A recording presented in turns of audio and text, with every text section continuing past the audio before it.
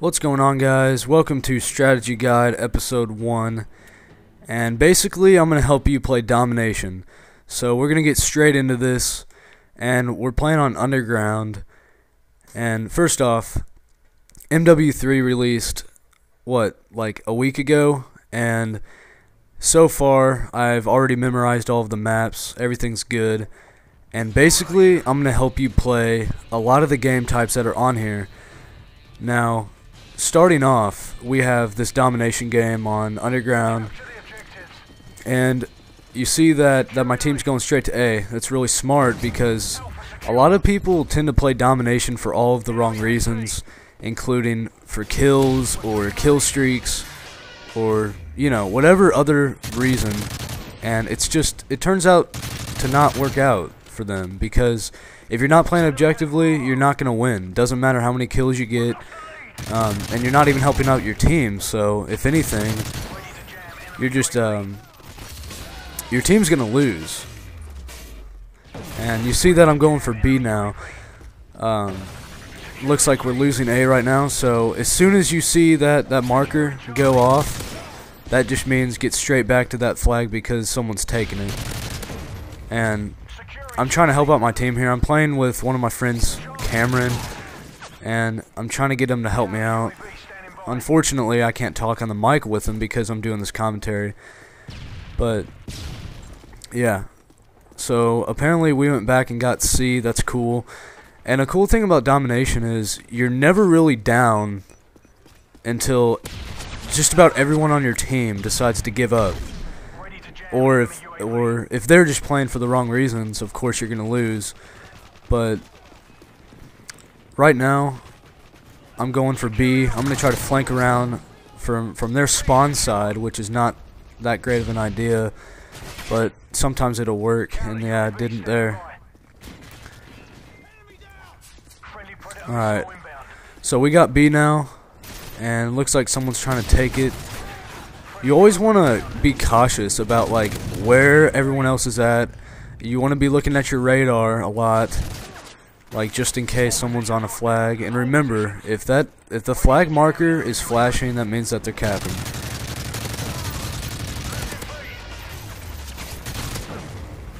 See, I got that double kill.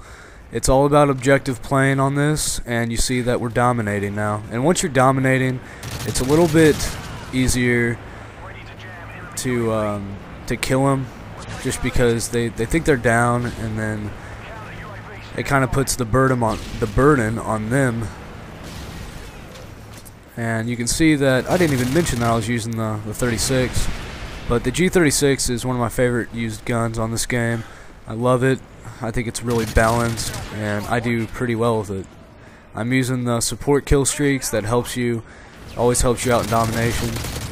And you see that I'm trying to still kill these guys going to A because the objective is basically to win as fast as you can, but spawn trapping is a different system of tactics that people use.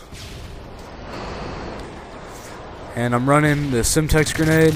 It's always good to have one of the grenades on your classes to save a flag. And a lot of people use, you know, all the wrong equipment on the wrong game types. So if you're playing domination, use a grenade so you can help your team. And again, we're dominating. I got my EMP. I'm just going to go ahead and call this thing in. Got a counter UAV, which is really helpful. And you guys should definitely use support kill streaks if you're going to play this again. And it's just going to help you out a lot more. So now that we're all dominating, you don't have to worry about capping any more flags, but the problem is defending them, and that can be the hardest part. And there you go. See, that grenade killed them, and we're back. Actually, they just capped that flag, so I'm going to try to recap C flag, keep them back there as much as possible, or as long as possible. And the score goes to 200. Yeah, they're spawning around that right side again. Oh, here we go. That's the greatest thing about dominating someone like this, because They usually spawn more on the sides than they do towards one of the back flags. Just depends where your team is at as well. So now that they're back at A, we're gonna go try to spawn trap them. And this is a key element to playing domination, is spawn trapping in general. And hopefully I can get the spawn trap where I want and get them like way back in that subway station. They usually spawn right there. And this point right here, from here on, they're not going to spawn there if you go past this point, or if you go past about right there.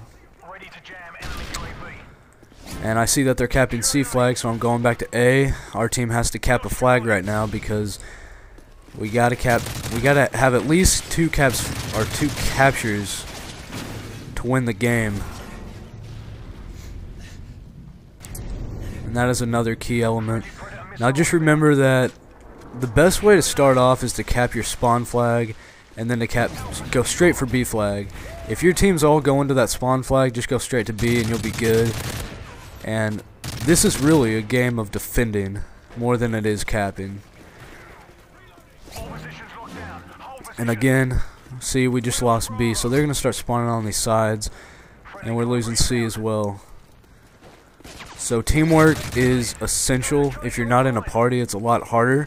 And I'm just going to show you, I'm actually doing this with just one person in my party.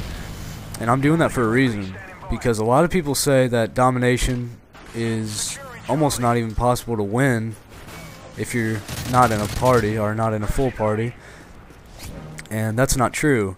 It's really how bad you want the game, or how bad you want to win, and your strategies. So it's not always about who you're playing with, as it is actually playing objectively and helping your team out, even if they're not helping you out. You can still win. So I'm actually going to do in one of these episodes, I'm going to do most of these episodes when I'm not in a party, and then I'm going to do some in a party just to show you the difference. And I told you that I only have one person in my party right now, and I told him to help me out, so he's playing objectively as well. And yeah, these support kill streaks are always really good to use. See, the problem with that is that I didn't have anyone else in my team. But if you keep going back like I am, you can definitely cap that flag at all costs. It's just really how good of a player you are, and not even that, I mean just the way that you play.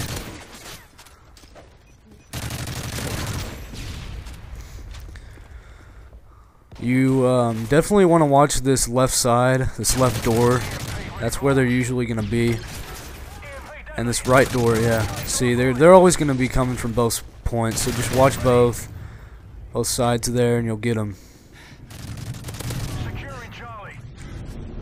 Now I'm pushing back up into their spawn to try to push them back just a little bit more, because the further they get, it's basically just harder on us. Alright, that A spawn trap is pretty much set right now if Cameron gets out of the spawn. And I'll show you that they're going to spawn back there. See, now our team's going to cap A, but there you go, you see the spawn trap. And this is really essential if you're going to get any certain type of kill feed, or if you're going for clips. And the game is too close to being over, so that was my first game. We won, we dominated, won by 100. It was just me and a friend, and it's really about heart once you get in that game, and how bad you really want to win, how bad you want to cap those flags, and how objectively you're playing. So this was Strategy Guide Episode 1. I hope you liked it. I went 40-17.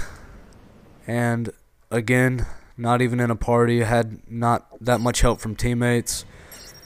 But yeah, I hope you enjoyed, and I'll see you next time.